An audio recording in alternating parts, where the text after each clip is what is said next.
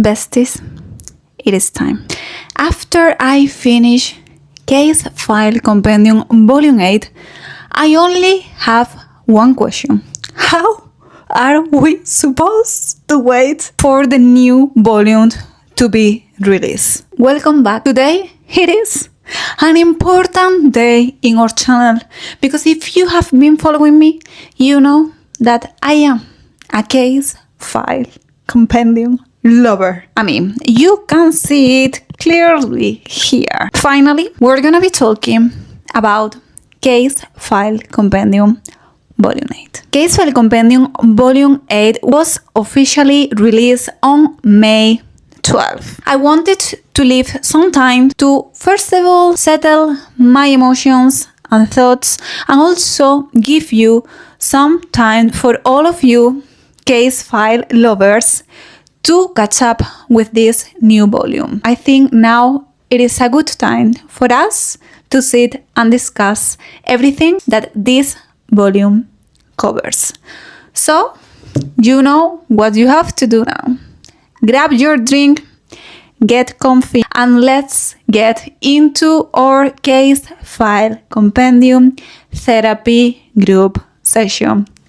Let's go. If you haven't finished reading Case File Compendium Volume 8 yet, let me give you a little summary without spoilers. Volume 8 picks up after the devastating journey that was Volume 7. Qingcheng and Hiyu are more separated than ever emotionally, yet fate keeps forcing them back together. This volume takes us deep into the mystery surrounding the Mandela Island and this powerful organization that has been moving the thread behind the scenes. We have truly shocking reveals about this organization as well, and it will give us some painful but the most tender moments between Qingcheng and Hiyu. In Volume 8, Qingcheng is now assisting the Dream Breaker group and is forced to confront Hiyu, who even though has came back from the dead in the previous volume, we all know that he's now playing a deeper and more dangerous game in the Mandela Syndicate. Qingcheng finds himself trapped into the Mandela Island. He will need to rely on his enemy, the man who once was his lover and whose heart he previously broke.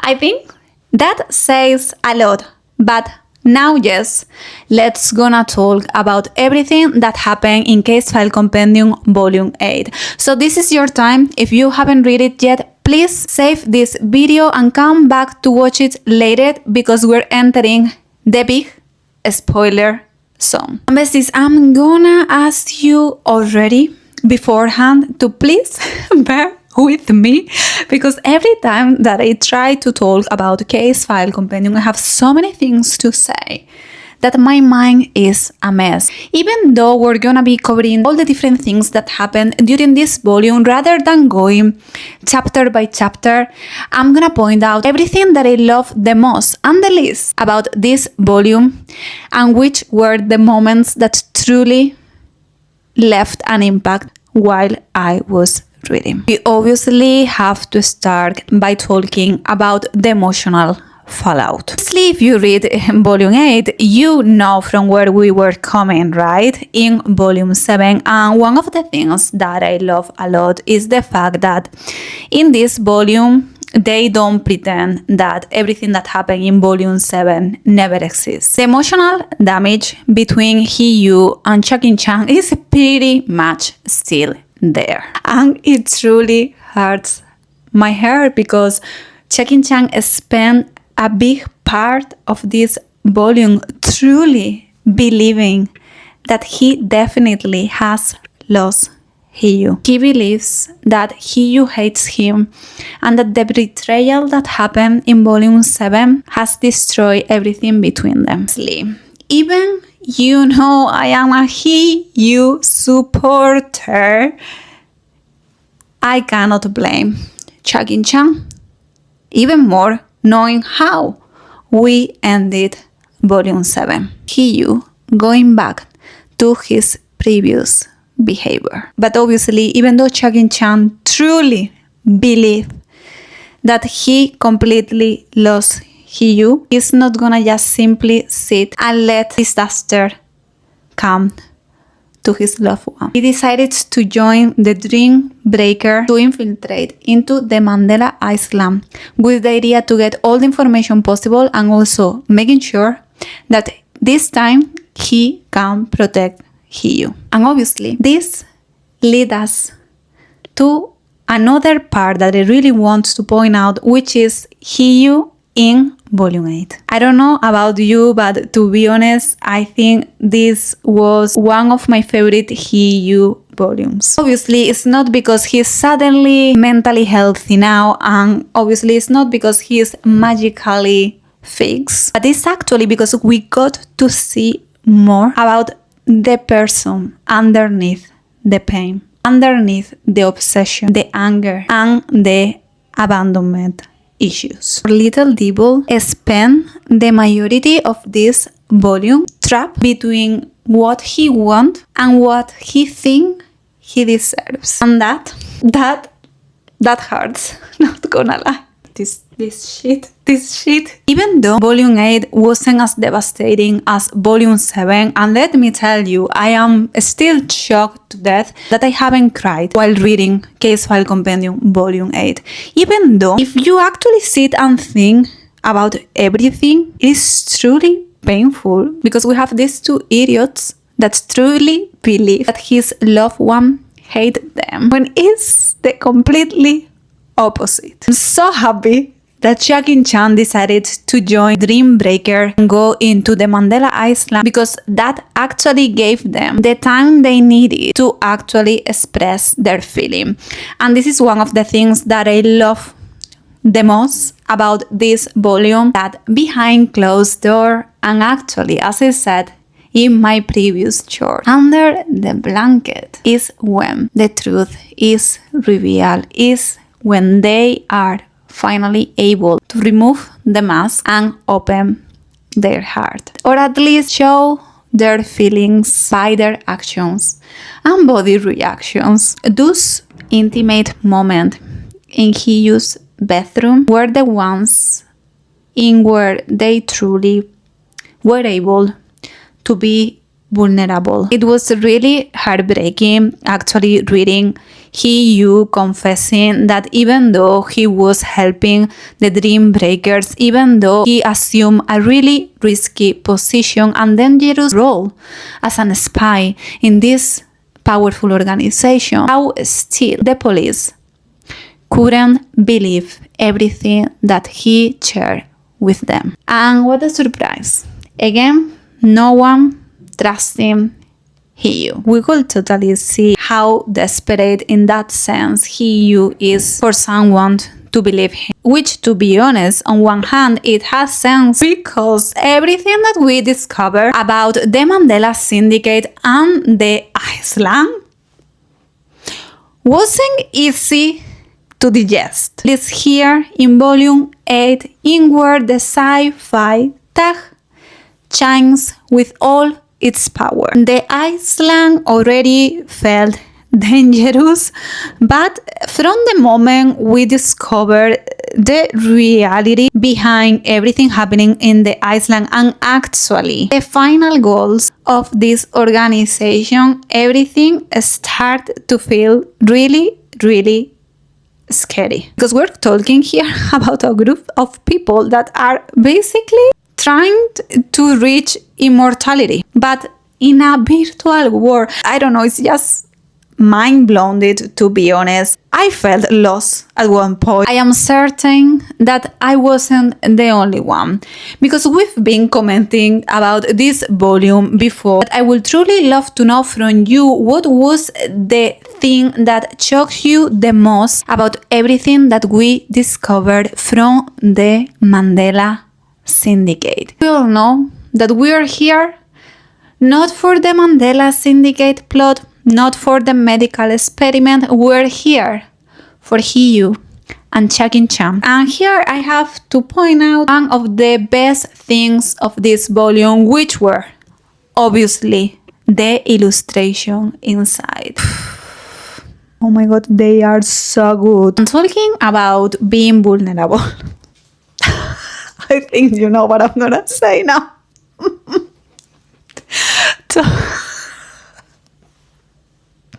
Talking about being vulnerable. I'm talking about seeing our babies going through a really hard time. I think we all need to talk about the pregnancy symptoms. I know that some of you keep going back to that moment and rereading that scene because, let's be honest, that was a gift. That felt like if Meatbun truly was reading AO3 fanfics out Case File. It truly went crazy and creative there. I was like, yeah, you want to see Qingcheng as an omega? Well, this is not an omega verse, but let me give you a little something. Like, wait, this is really happening?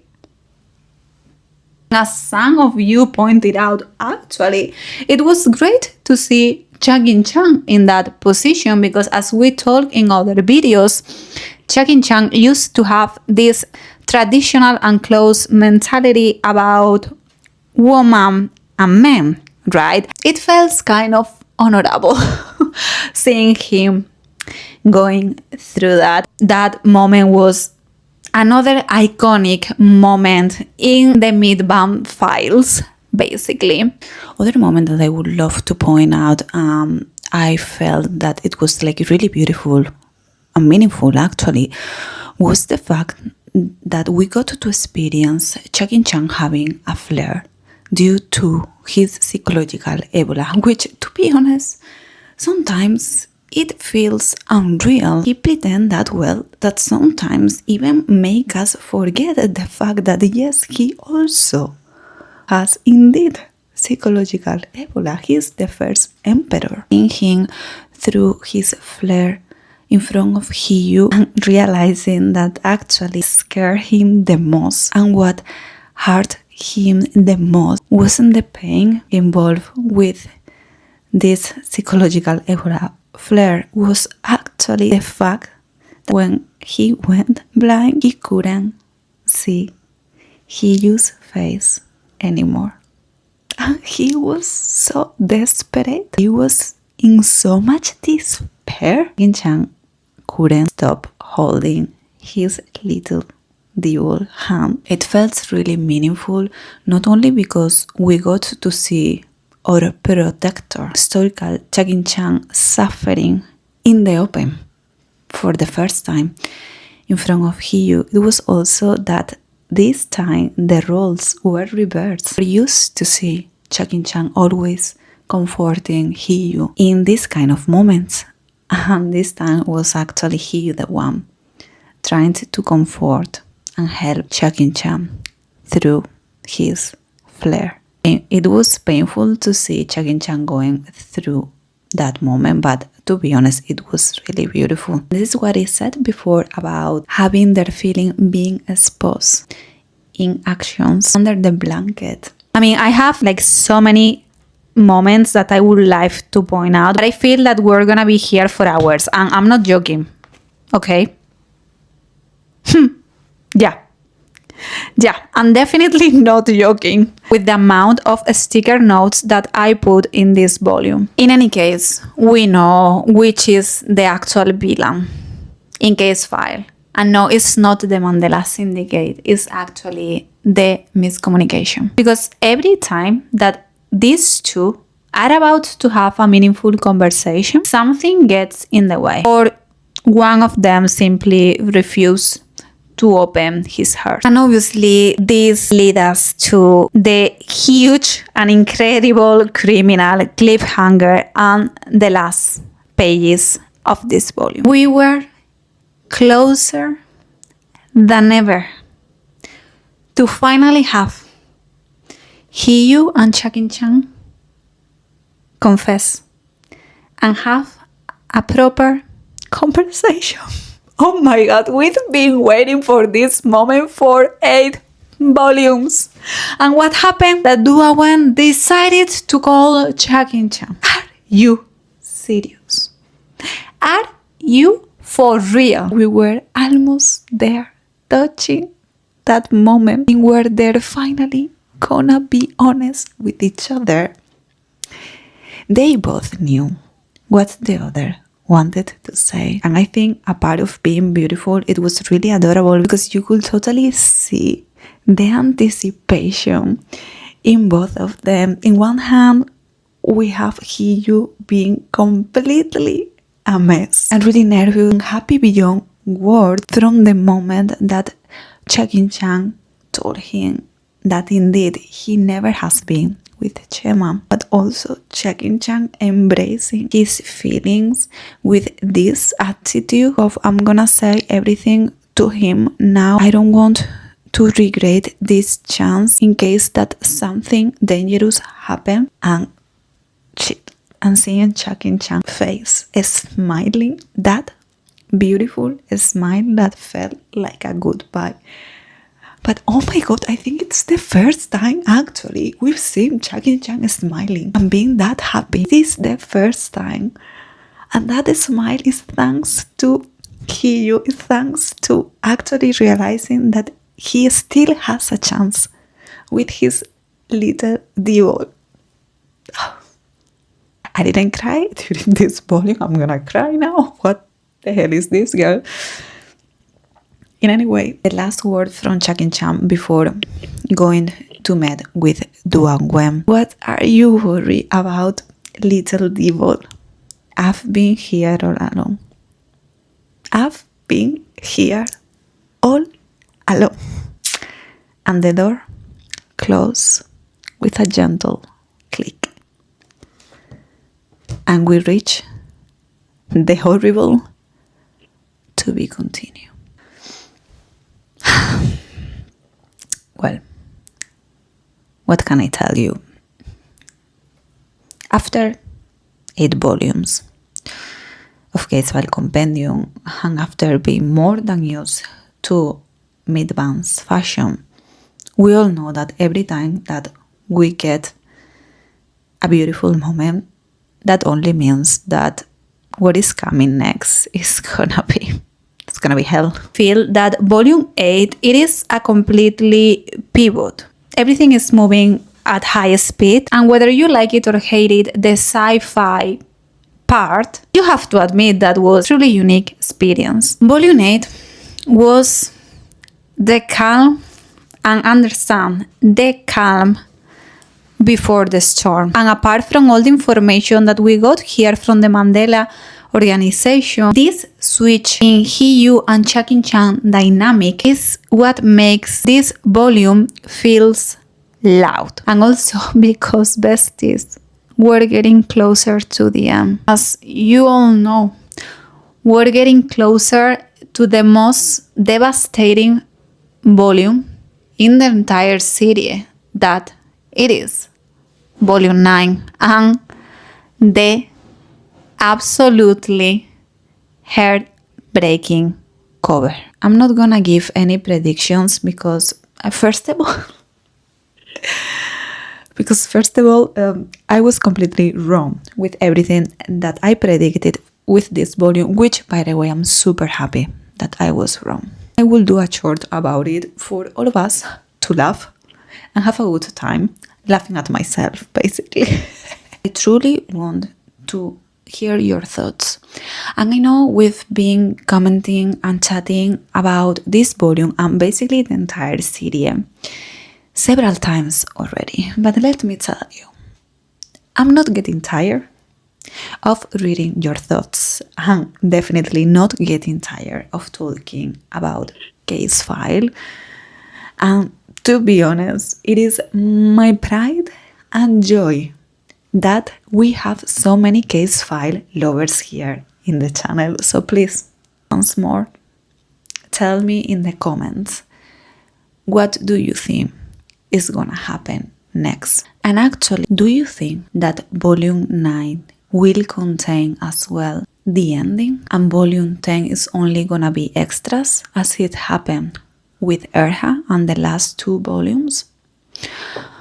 I really don't know, but I wish that would be the case, because if we have to go through that despair, if we have to face the moment in the cupboard and then just wait until December to get the last volume, I'm gonna go insane. I'm gonna go feral and I'm gonna go completely unwell. And also, being honest with you, I'm not okay for the fact we are indeed reaching the end.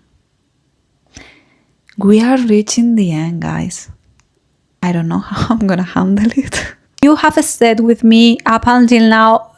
Seriously, thank you. And today more than ever, because I know this video is a mess. It is a mess as big as the mess that I have in my mind every time that I try to put my thoughts in order. It is impossible. I am that emotional with this Danmei. That is nothing new. But in any case, I wait for your feedback in the comments. And as usual, I hope you have an amazing time and see you in the next video.